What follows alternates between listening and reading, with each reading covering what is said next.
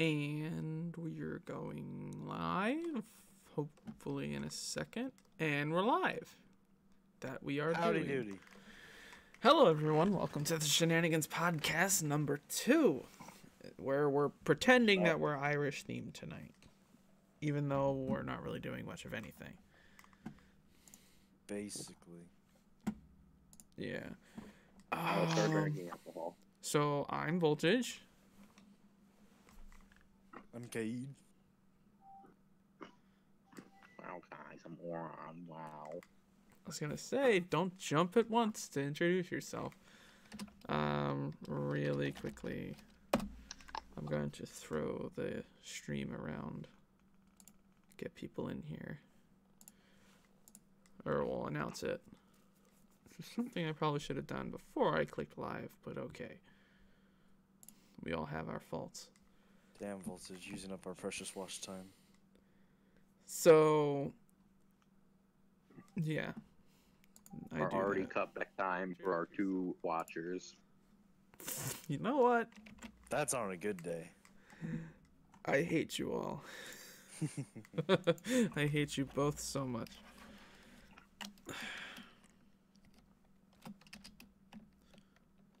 I'm gonna move my microphone so I don't hear the clicking. Or so it doesn't hear the clicking as much, but it's gonna click anyway.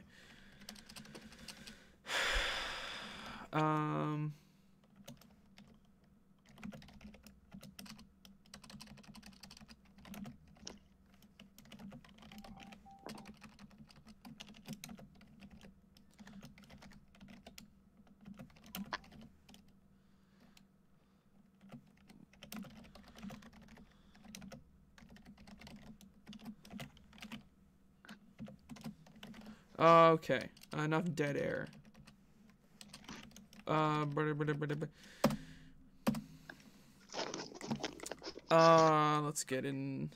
Let's get right into the news. That guy's a douchebag, just saying. I know, that's why I did it. Oh, you're probably great. He's intellectual. So I don't really have anything under generic news, but let's do some. Let's start off with some gaming news, and then we'll jump back to the one thing I have for the Irish theming of this episode. It's gamer time. That's for gamers. Your headset on. Oh my god.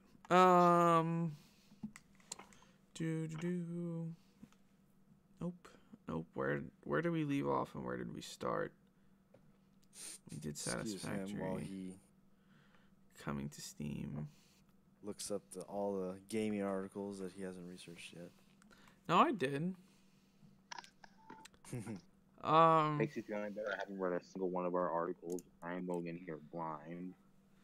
Which is whatever. Okay. For our first story tonight that we're going to talk about is Valve takes steps against review bombs.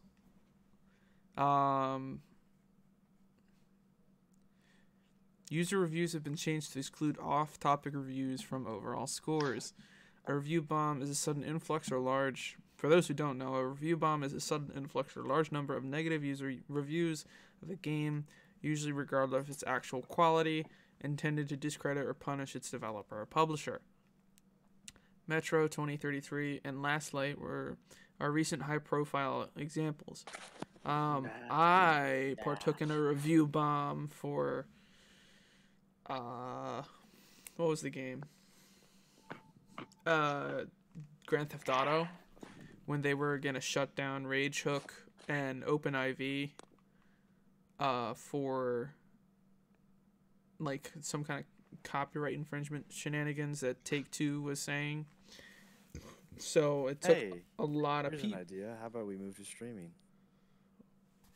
That's an idea. And we have to drag Mr. fucking... What's his face? Mr. Cartoon Animal Cracker Muncher over there. Happy face. I like how every single time you move me to the wrong channel initially and then move me to streaming. No, because I can't. The thing. I can't scroll when you have somebody selected. So I have to like move you down, scroll down the list of channels, and move you again. Because Discord dumb. But so Metro 2033 and Metro Last Light were apparently review bombed by Deep Silver's decision to make Metro Exodus on the Epic Store exclusive.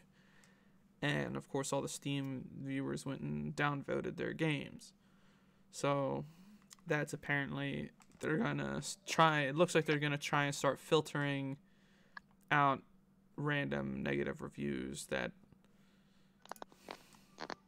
So,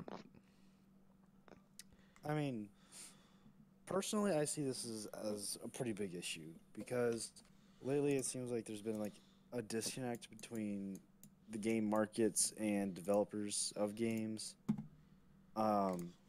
Some of the recent one was with Rockstar and Rainbow Six Siege. Rockstar, of course, was the one where they did the cease and desist for OpenIV. It was Take-Two. It was Take-Two Interactive. Cease and desist for OpenIV because of their thing. It says, it's modifying the game and it's allowing people to cheat, which was more than wrong. And so the people voice their opinions and they say, hey, this is not right. What you guys are doing is totally incorrect. And so they review bombed it because lately it's the only way they can get developers of games and publishers to get hear their voice, really. And so really this is just going to be taking away that voice by saying, oh, well, it's not related to the game, so you can't say it. You can't say that in the review. Well, it looks like you could still post a review. It's just going to be listed as off topic, so it won't affect the game's score. I mean, I don't know. It seems like Steam is trying to do this whole like they're really big on the whole free speech thing. I think, or at least they were for a while, or have been for the longest time in terms of like letting games, questionable games on their platform and stuff like that, and only removing certain things when they gain a lot of attention by other media. But I don't know. I mean, review bombs. It's just another tool in the box to kind of punish publishers for doing things that the gamers don't want. It's the way I view the review bomb. I mean, really, review bombing doesn't really do all that much, in my opinion. Like, the only real tool people have to tell a company don't like something is to not buy from them. I've never understood, like, continuously buying from the company and then downvoting their stuff. Like, they don't care after that. Well, by essentially ruining the reviews, I mean, the reviews are pretty much the first thing you see when you open it up on the store page. It's either in the blue font it is, or it's in it's in red or mixed, and it's kind of, a sore thumb, and it's like, oh, wow, this game has terrible reviews. I don't want to buy it. Or it's, or a normal person would really read them and try to understand what's going on. But still, it just says, ooh, wow, negative. Yeah, but I feel like that wouldn't really be all that effective, especially on older games that are already, past their prime that they're review bombing. And most of the time, review bombing is just really just something annoying and like completely off topic from the game, so people can't get a good judgment on the game. Maybe they don't really care what the company's doing; they just want to play the game, but they can't get a single good review because everybody just is downvoting it for some other arbitrary thing. And there's also the fact that review bombing is abused quite a bit. So I remember this one thing, it was Taiwanese company's game got downvoted to shit because they made a joke about Chinese president in it.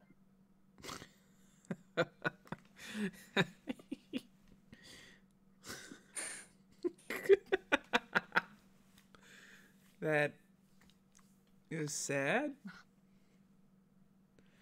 But I don't know. I mean, review bombing is very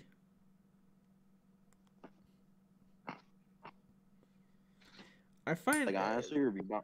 well, I mean, what the review Honestly, bombing for is really dumb to me.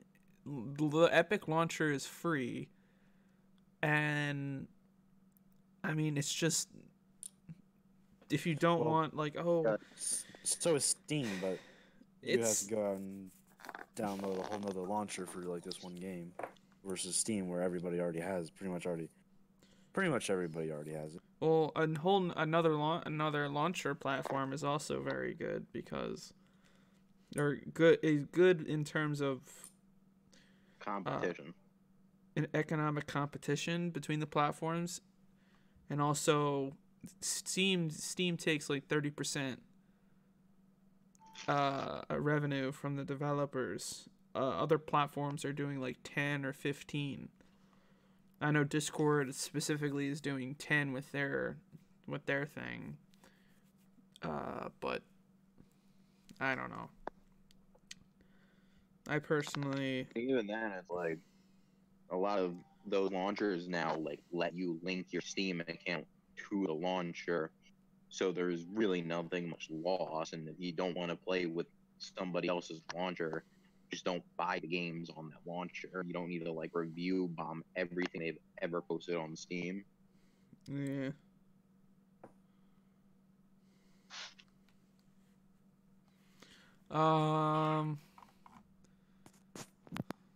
But that seems to be about it on that topic. Next on the docket. Apparently jump pads are going to be coming into Apex. And this I think it's kind of redundant. Because what's it called?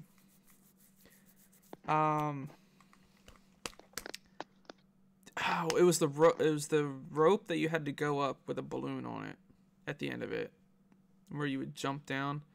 I feel like that's just another thing. Oh wait, no, never mind. It's gonna be. I'm sorry, I didn't read the next sentence, which is going. It's gonna be Octane's new ability.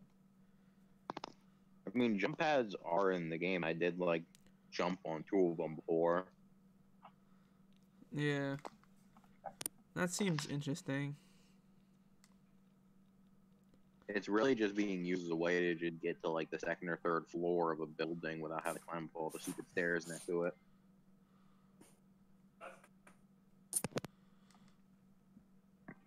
Also, why the fuck would a jump pad be somebody's ultimate ability? Like, hold up, guys, let me drop this jumping pad. Whoa. I don't That's know. what I charged up half the game for. I mean, I can see it being their tactical ability, but I don't see that being their ultimate. Someone's ultimate. Yeah, like it makes no sense. Like at least like the medic girl lifeline or something. Her ability is, even if it's just dropping something, it's dropping a crate with like 3 extremely useful items in them that people need. Yeah, I love that. I mean, you only can drop it in if you survive like twice.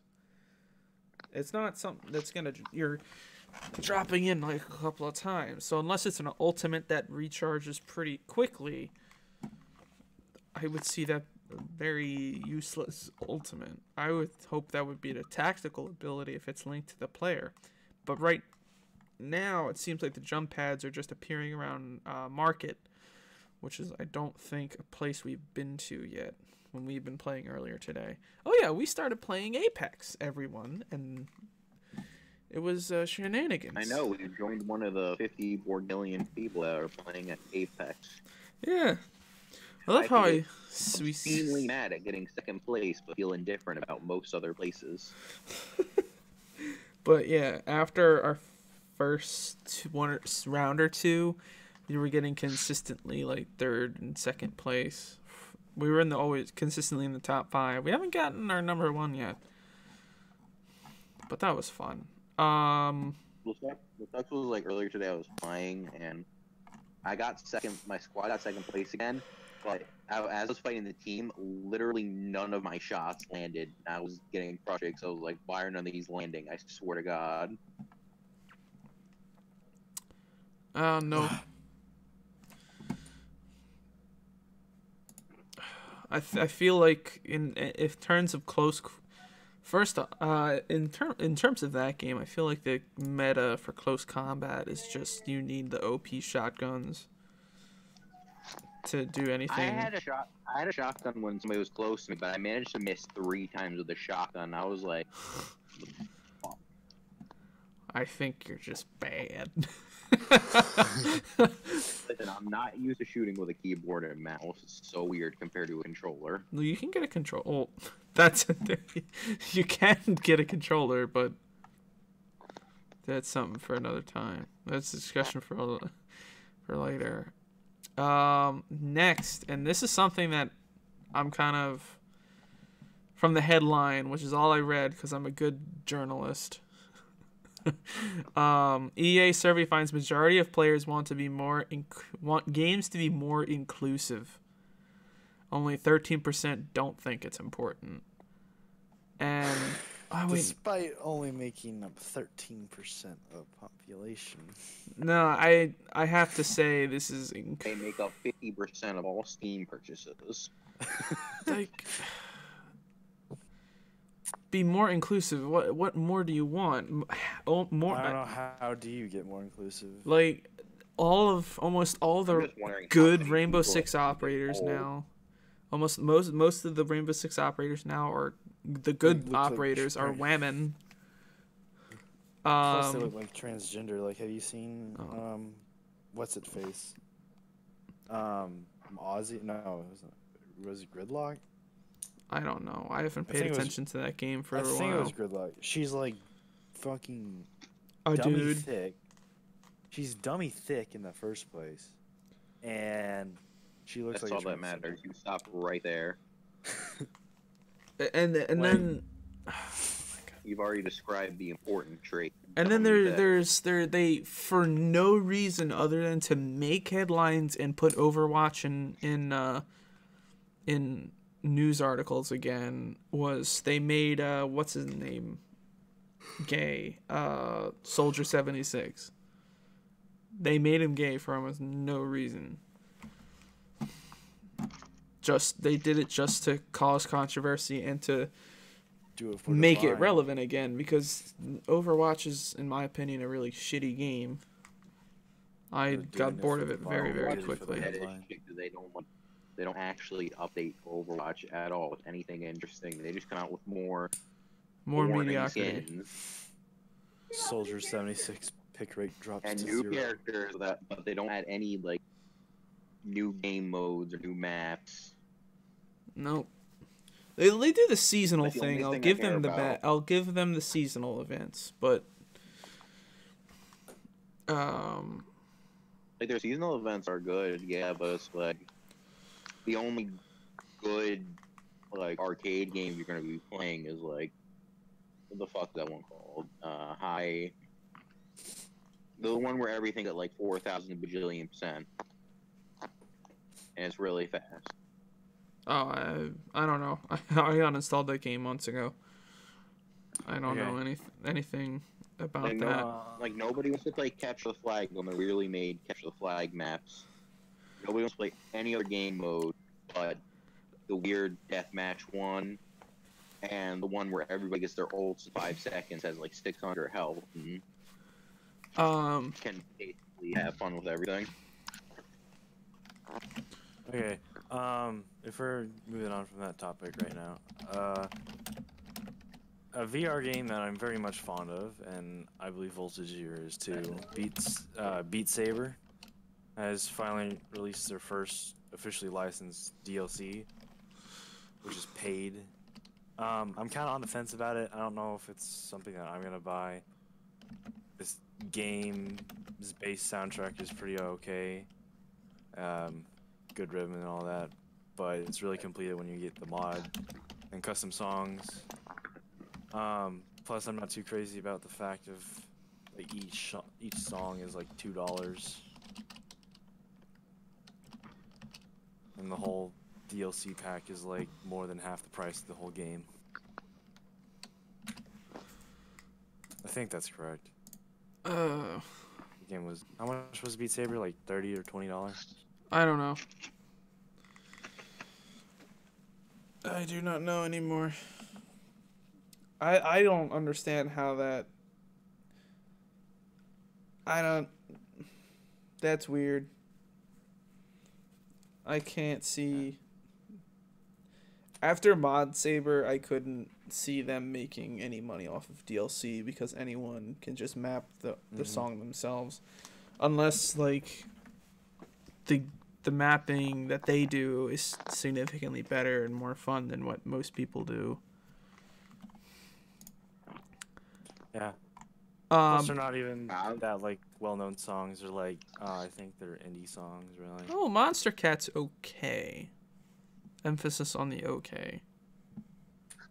They probably went with like indie songs to sell because like any well-known song, people have probably already made a good map of for that game. Oh yeah, So Take on Me. I've played most of my time played in that game was me playing Take on Me.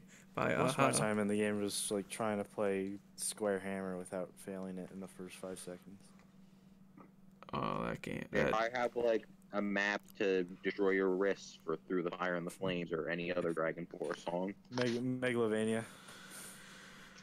Oh god, yeah. They probably have a wrist destroying one for that too. I'm probably gonna get like arthritis in my like 20s from all that, wrist action. But real quick, I want to bring it back to the surveys. A study made by EA's Global Consumer Insights team has found that 56% of the 2,252 survey participants consider it important for companies to make their games more inclusive. See, this is the line that I don't like. 31% were neutral on the matter, and 13% said that it was not important. The survey was sent out in May last year and targeted decision makers, quote unquote, decision makers in entertainment purchases, quote unquote, with an age range of 13 to 54. EA's Jenny Shy led the study and posted the findings earlier this month. Inclusion is a broad term, but Psy provided examples to give participants additional context, such as character creators that allow for a range of skin colors and body sizes, stories that include culturally diverse characters, healthy and friendly in-game chat experiences, and features that allow those with special needs to play. I just got a fire call. Breaking news, Battlefield 5 introduces furries on the front line. Ugh. Dang, I can't believe Battlefield 5 sales went up 3,000%. It's just one dude buying it like 300,000 times.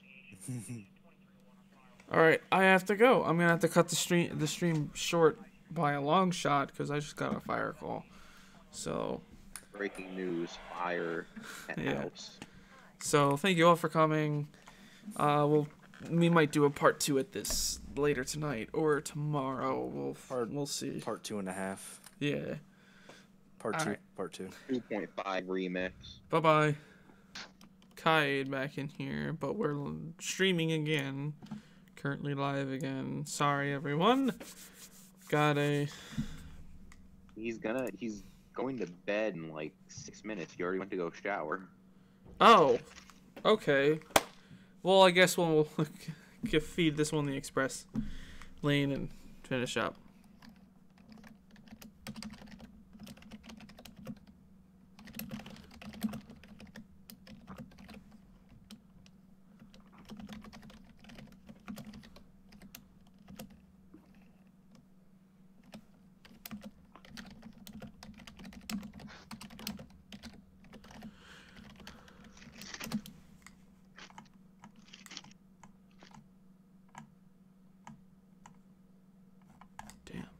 Where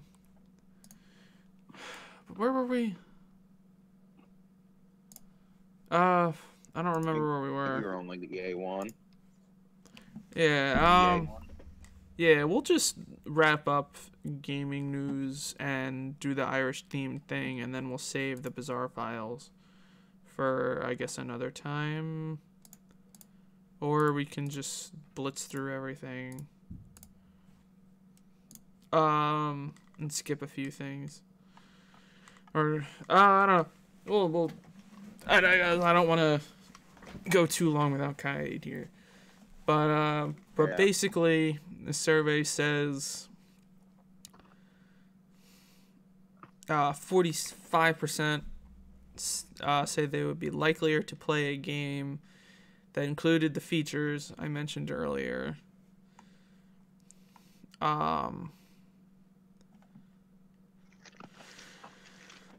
Despite the notable increase in representations, many players stress that diversity and inclusion shouldn't simply be a checkbox for game developers, and that it should come from a genuine place.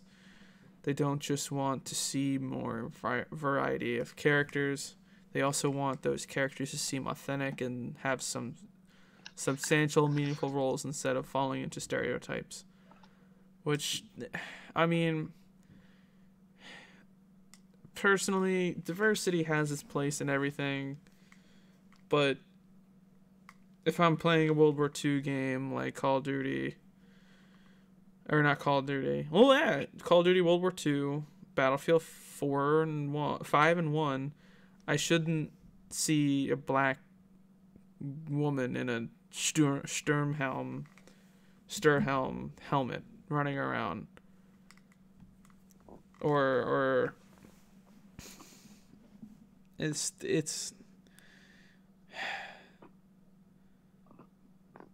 just keep it authentic to the source material, not just like Battlefield 5. I feel is the one that's they're checking the box, whereas something like Anthem is more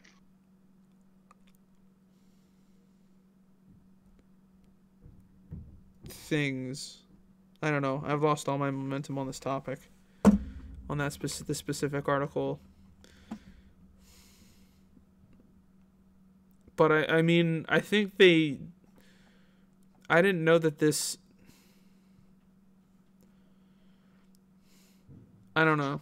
I think they're trying to make that into something it's not, their results. Because I feel like most of the people who took this survey are saying I want to think that most of the people who took the survey are instead saying more to the effect of it should be an option. It should be an option for the player. I just think that they're trying to make something out of, well, almost nothing. If I'm making any sense. Kinda.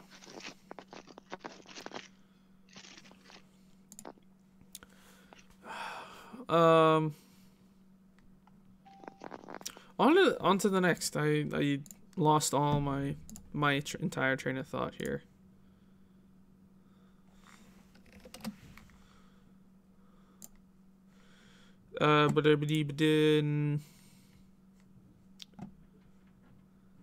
Oh, this is something that's so Turtle Rock, who are the Left 4 Dead, the original creators of the Left 4 Dead franchise, announced that they're making Back 4 Blood, and it actually has the number 4 in it, which is, it seems like it's going to be a Left 4 Dead spiritual successor. So this is going to be your Left 4 Dead 3. Honestly, if they just made Left 4 Dead 3, it would get so much hype and people would buy the shit out of it. I don't know why they don't bother to make it. I don't know. It seems just Valve doesn't want to make any more games. Valve can't count the 3. Yeah, I guess. But some people are a little worried. Some people, including kind of myself a little bit here, Turtle Rock Studios, they're the people who created Evolve, which was a multiplayer game that where one person would be a monster or some kind of creature, and they would like evolve as they survive through the game while they're playing against other players who each had their kind of own ability. And I think the game actually went offline because no one, after a while, wanted to play it. Yeah. But they said they're going back to their roots and at the same time innovating on them, which to me, they say new features. We aren't ready to talk about. The studio hasn't released any images of the game and teased new features we aren't ready to talk about just yet. I mean, I honestly would not care if it was just a copy-paste of Left 4 Dead with new maps, maybe a couple of new zombie types, and maybe a new mechanic or something like that, or a new type of inventory system and a nicer looking UI. But what I'm concerned is like they're gonna. I really hope that each character doesn't have a ultra ability or something, which is what a lot of games seem to be doing.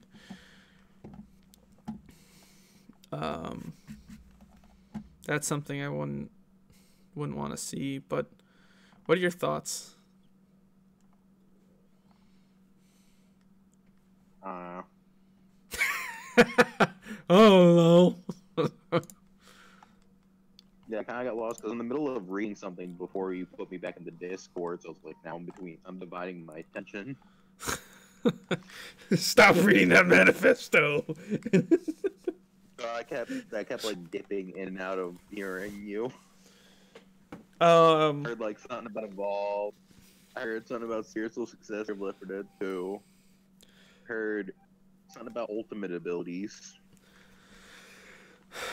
That was just a gripe of mine, but I don't know. I'm kind of excited because I mean I love Left 4 Dead. I actually recently just got it for the PC. The hours I have wasted playing on the couch with me and my brother playing Left 4 Dead. Like, dude, this is how much fun me and my brother have had with Left 4 Dead. We would bring it because when we would go on vacation to our timeshares, we knew which certain timeshares that we would go to, and the ones that we frequented the most, they would have like Xbox 360s in the rooms, which I mean, and like that at the time. Well, that was like the richest statement I've heard out of you. We went to vacation at our timeshares. So we have a timeshare with this one company, and they partner with all different resorts. So, they're not even really resorts. They're just hotels in certain areas. Like there's one near Disney when we used to go to Disney when we were younger, and now we go. One time we went to the mountains, and then, but lately we've just been going to the beach. There's one at the beach, but, fuck.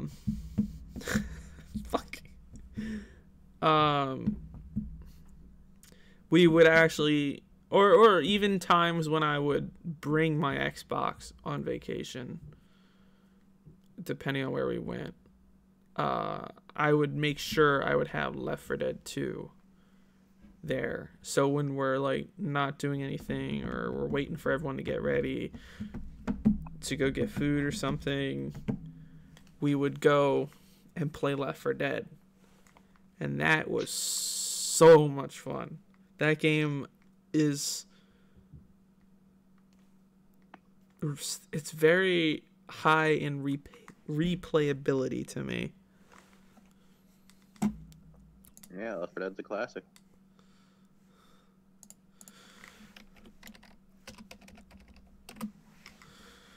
Let's see. That might be a community event I want to try and push for. Left 4 Dead Friday. Oh, this one was also.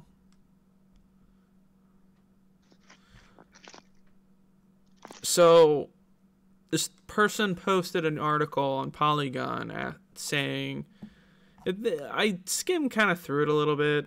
I probably am missing certain context on certain things. Sorry, my pager is still on.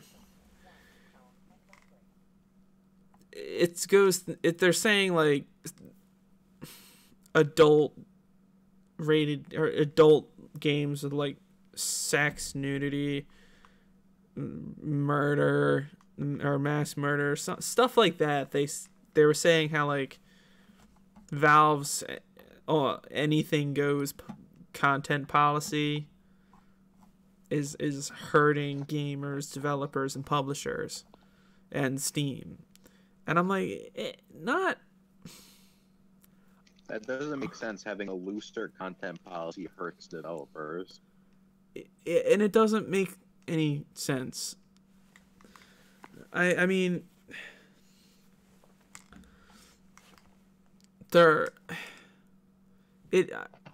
where this is the things where I'm kind of conflicted on stuff, because they should have their right.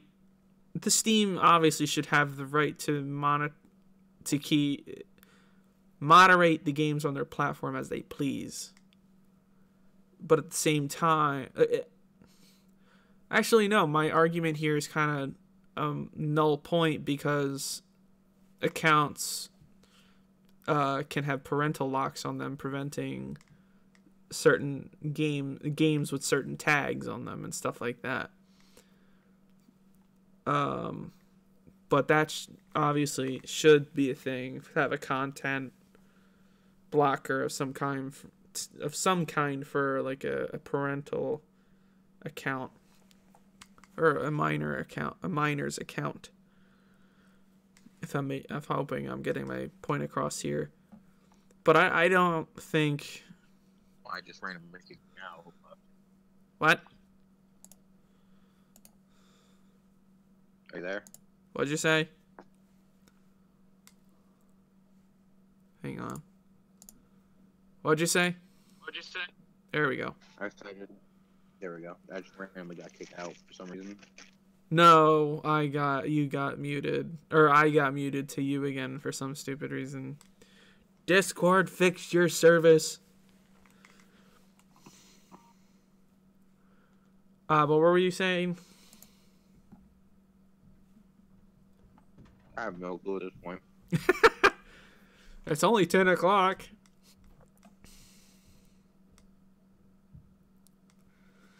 But I mean, what are your thoughts? Should Valve moderate, or should they kind of have their almost anything goes policy?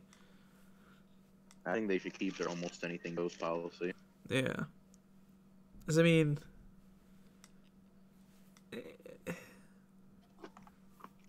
this is one of those things where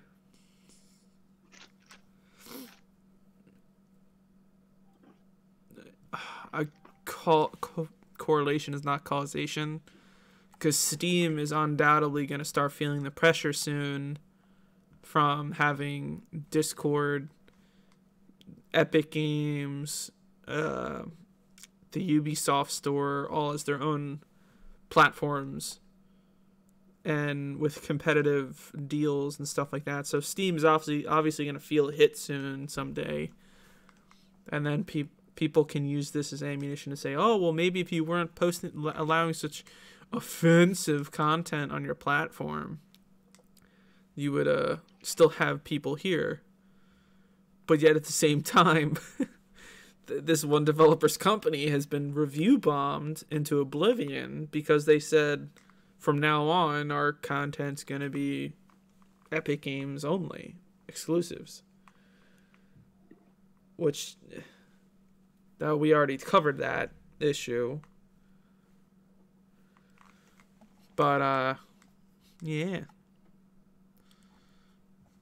just that's in gaming. That's news in gaming. All right, I have to cover this story because it was in the title. New York, we're moving on to the bizarre files, by the way, and insert bizarre, spooky music as our intro. That's something I should probably work on. Continue without supporting. A New York man gets a $38 million utility bill. A New York man was said he was stunned to receive a $38 million utility bill for a 600 square foot studio apartment.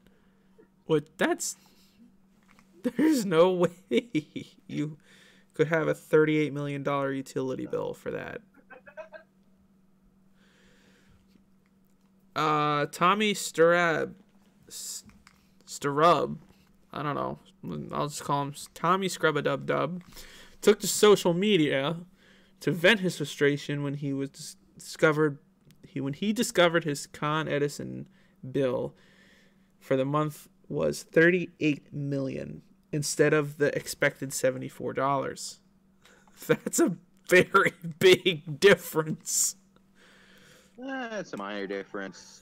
$74, $38 million. Not too big of a jump. I own a 600 square foot apartment in Astoria. I do not own the entirety of Manhattan Island. This is insane. Fix it. Scrub-a-Dub-Dub tweeted.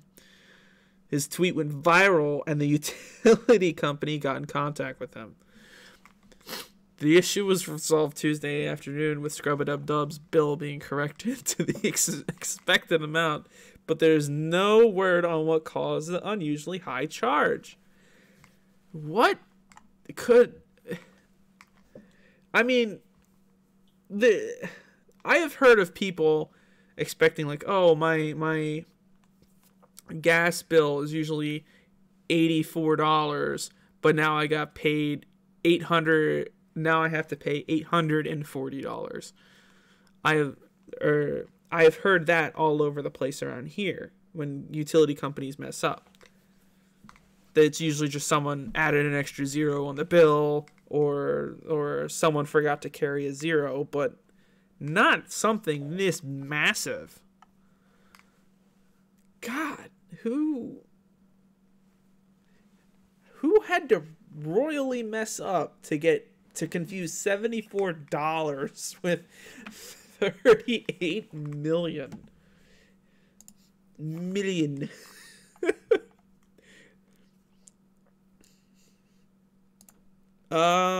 This is also interesting. Woman gets power bills for utility pole outside of her home. A New York grandmother said she's been receiving steep power bills that bear her address but specify they are for a utility pole outside her home. Maria Sprizzo,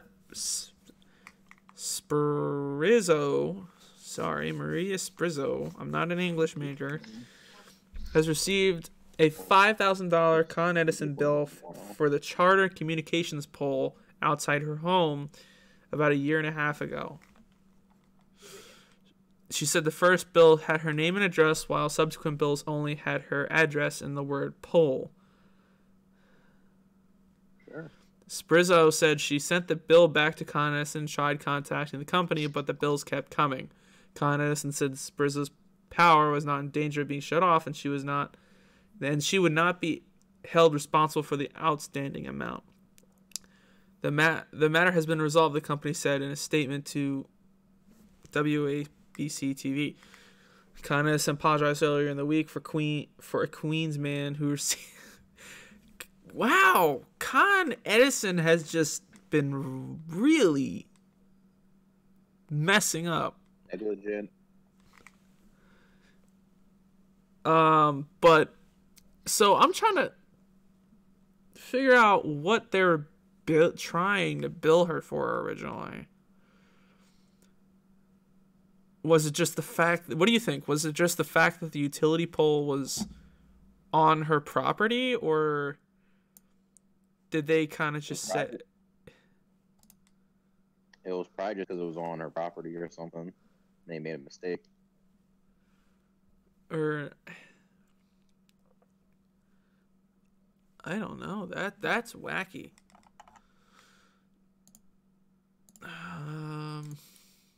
Not as bizarre as the headline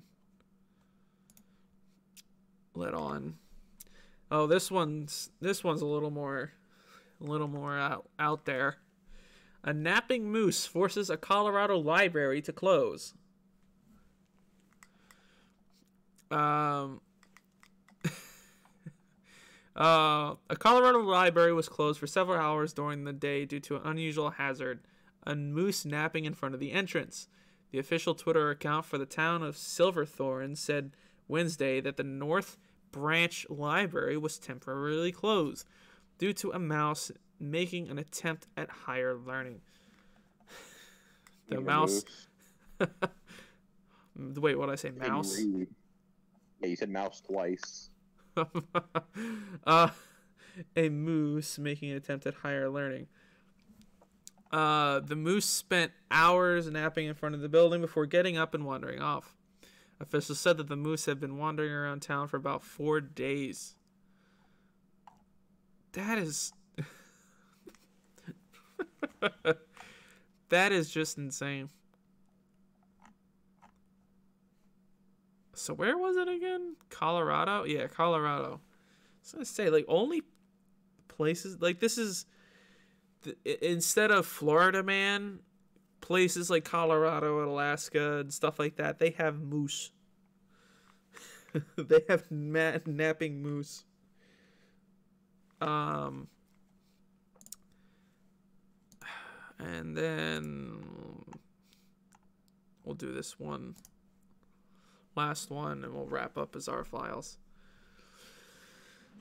Firefighters remove iguana from Florida home's toilet. Firefighters were called to a Florida home to deal with an unusual emergency. A homeowner found an iguana in their toilet. Fort Lauderdale Fire Rescue said Engine 13 responded to a home where the resident reported lifting up the toilet lid and finding the large lizard inside the bowl. It was unclear how the iguana found its way into the toilet. Our crews took the lizard outside and released him without harm, the fire department said. That is... How does an iguana get in your toilet?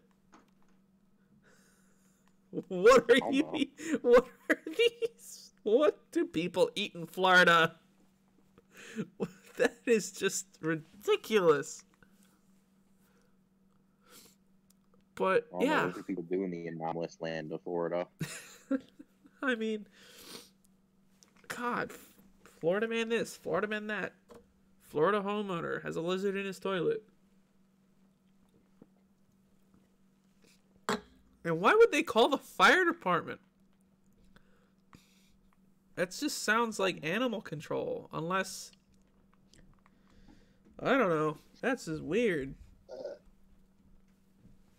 This is why it's in our weird story section. Thank you for adding to the conversation. You're welcome.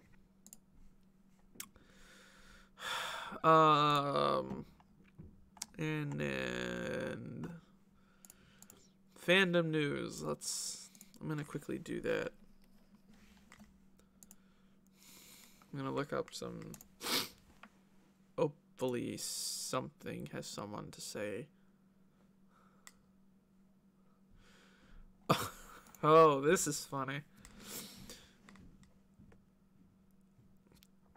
Beto O'Rourke was falsely called a furry by NRCC after Democrat opens bid for presidency. Texas Democrat Beto O'Rourke said that he plans on making a presidential run. The National Republican Congressional Committee, NRCC, made a tweet incorrectly claiming that the candidate is a furry. The claim stems from the video of Beto in a sheep costume was released in January. However, his purpose for wearing it had nothing to do with furry fandom activities.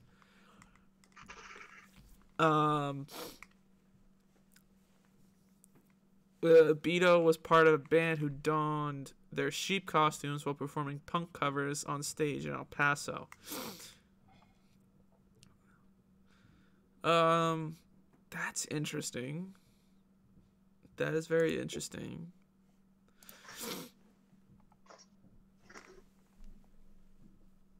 It was a wild ride.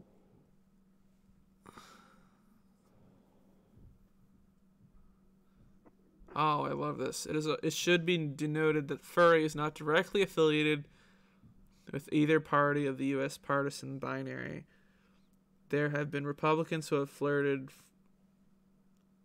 with the fandom before more directly, including Representative Kelly Townsend of Arizona, who picked a lion persona while using art she did not commission. That is so... I'm sorry, but politicians trying to get a quote-unquote furry vote is just a really cringy, really, really cringy, how do you do, fellow kids? Yeah, really. Like fake furries, or like, I find it cringy when like news reporters try to partake in it and it's so clearly obvious that they're faking it. Yeah. I can't imagine that. Or no, I can't. I don't have to imagine it, because morons are morons. But yeah, that was an interesting.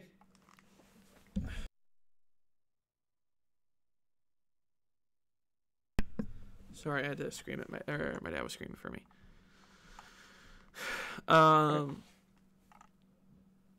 But yeah. This is a very rocky doohickey. Doodly doo da doodly doo. Doodly doo da doodly doo. Oh, I was browsing Twitter a little bit ago, and do you know, apparently there's now an issue between, like, fursuits. You know, like, fursuits have, like, the fake muscles or abs and stuff like that in them. Yeah. And then there's fursuits where, like, they'll have an unnecessarily large posterior and boobies. Yes. And like people are saying, like the feminist, the bad feminists, the crazy feminists will sit there and complain and say, "Oh, why is there an issue with female fursuits with overly feminine features and boobs, but there's no issue at all with overly muscular fursuits?" Whereas I think I'd like to say the people complaining about this are complaining about both of those style of fursuits. I'm being one of them. I've honestly never heard of those complaints. And yeah, that was my original take. I'm like, wait, people are complaining about that? People are actually having an issue with fursuits with muscles or overly feminine features, and then they'll complain about the fursuit having overly feminine features, and also, but it's It's drama. It's manufactured drama on top of that. Yeah. And that is pretty much everything. I'll swing in a dog patch press, I guess, and see what drama they're trying to kick up.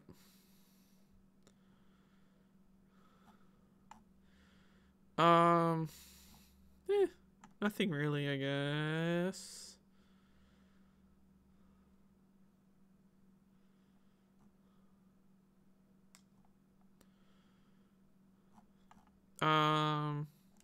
Yeah, that's it.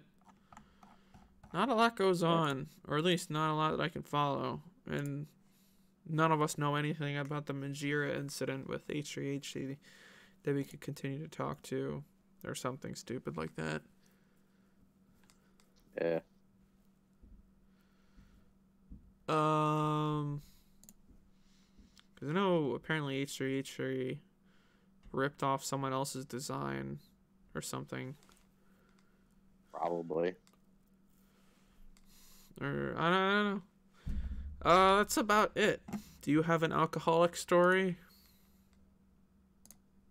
I wish I did. So you don't. Maybe get the drink in. So you don't have an alcoholic story tonight. No. All right, we'll try and get one in next week. But that is the Shenanigans Podcast tonight. Thank you for tuning in, those of you that did. I appreciate you. You're loyal. All 1 to 2 of them. You're fighting. Those are fighting words. But sorry for the intermission. Duty called, unfortunately. Then stop calling. Yeah, it did. I basically just drove out of my house, around the block, out of my development, and then they put out a disregard. But yeah, that is all we have for tonight. And we don't have anything Irish at all. I don't have the energy to go through our one thing that was Irish themed for tonight. But I don't know. But yeah, again, this is the third time I'm saying it. That's all we have for tonight. My name is Voltage. I'm Moron, wow. You're ridiculous. And this has been the Shenanigans Podcast. Thank you all for tuning in. Bye-bye.